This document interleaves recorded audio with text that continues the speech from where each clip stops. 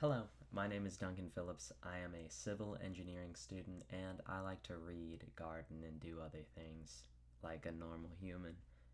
Last month, I listened to Sense and Sensibility by Jane Austen, recorded by Karen Savage. This was the first audiobook that I listened to from start to finish, so I thought I'd talk about it, even though I'm not that good at talking.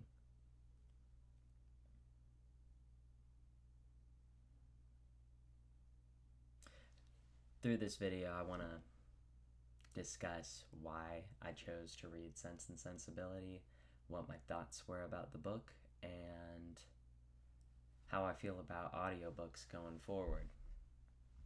Let's get into it.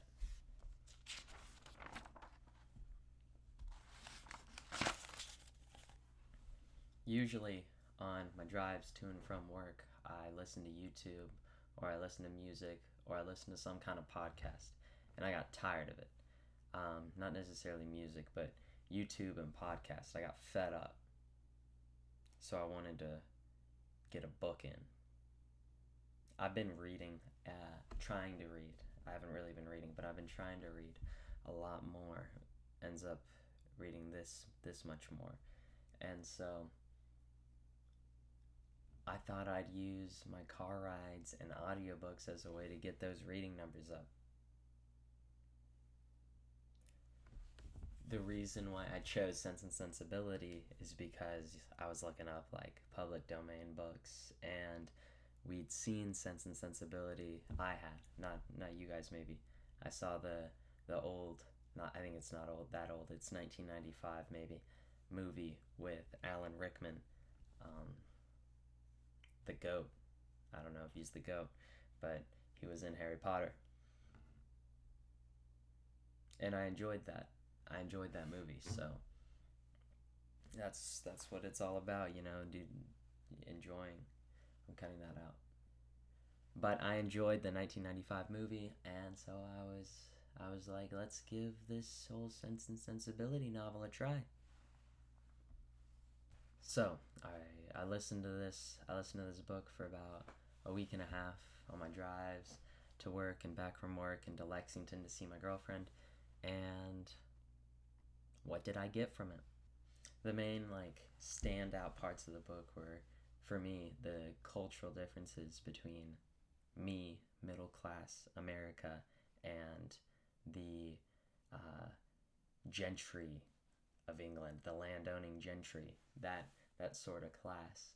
Um, just different statements about how a modest living would include multiple servants and carriages from Marianne, and this act of receiving income for doing nothing that the main characters and most of the supporting characters seem to do. Just make money from money. That's just it's a thing that people do with bank accounts and stock market and investments, but that's not something that I do. I don't have a lot of money. I have to work. I go to a job.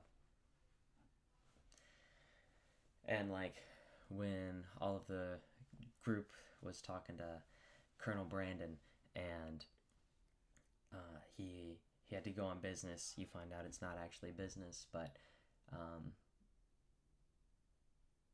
he had to go, and they were just like, "This is crazy.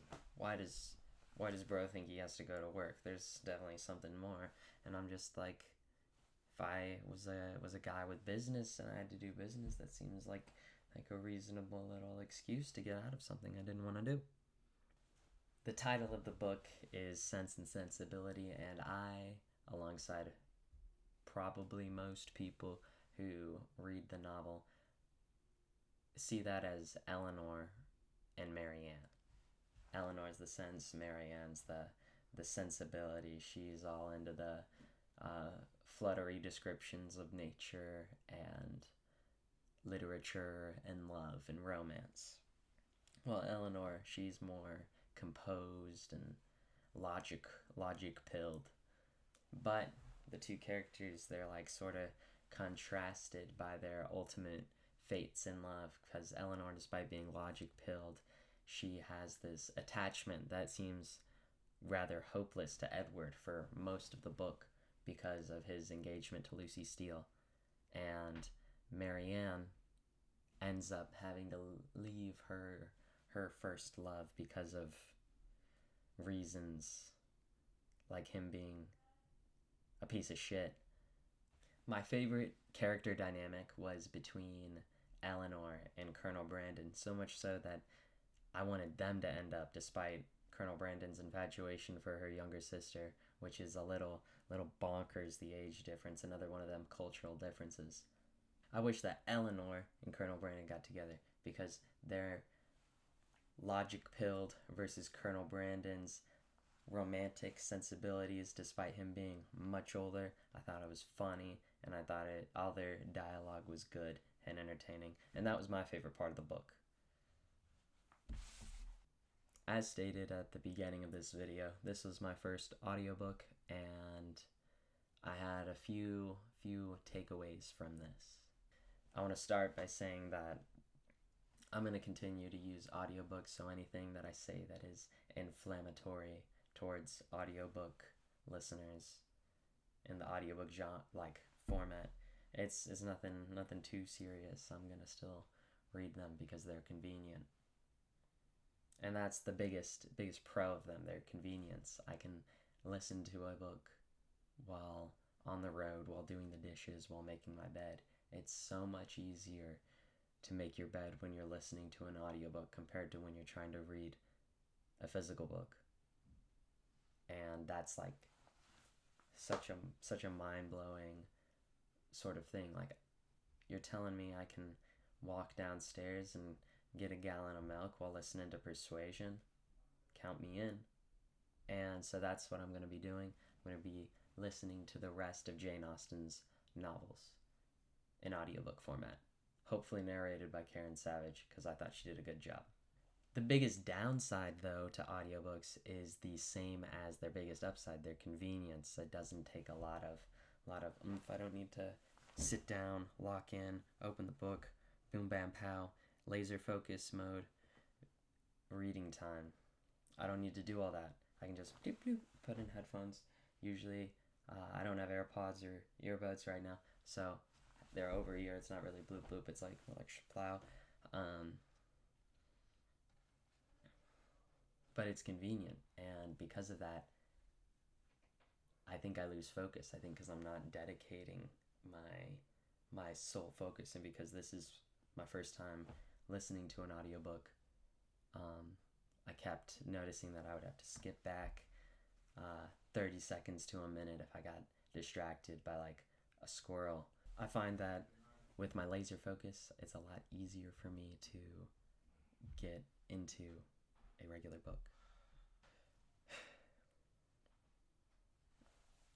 Even when I was listening to an audiobook just laying in bed, zombied out, it was harder than if I was zombieing out reading a book. I think because it's harder to zombie out reading a book because I'm doing more work. Maybe if I was more familiar with the format, it'd be easier for me to stay focused, but right now, that's not the case. But as I've said, and probably said more than once, I'm gonna keep reading audiobooks, and if you're new to the format or haven't read Sense and Sensibility, I recommend trying to find that Karen Savage recording. It's public domain, LibriVox, so it's on YouTube. That's how I listen to it, because I don't know, I didn't feel like paying for anything. I'm cheap.